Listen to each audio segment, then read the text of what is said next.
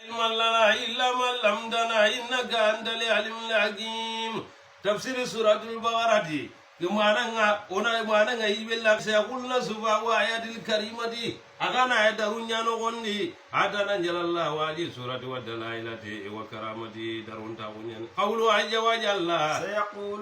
سيقول السفهاء سرانقونا كننديني جل سرونقونا إتمولا من مندان كمبي جندي أنقبلاتهم تنبقى كنكما تنبقى كبيا أنك مولا من غني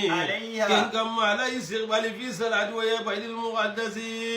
قل مولا من النندي لله مصرف تنبقى الله تعالى كنيا والمقرب أرو كنكنا الله تعالى الله نيمين كنيا كندنا الله ركبي كندن قانو إلى صراط مستقيم إلا كبيت لهم كنيا سلاما قندينا وكذلك الله ذلك يا مولا من جعلناكم وقرا فارن أمتونيا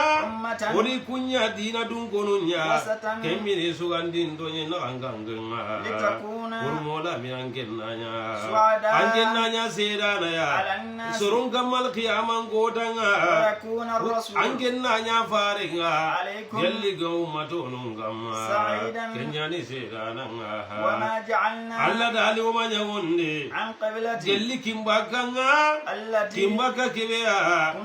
أنك مولا من غني كنغما أول يا الكعبة كني الكعبة كان صلى الله عليه وسلم يصلون إليهم فلما أجر عمرو بمستقبل البيت المقدس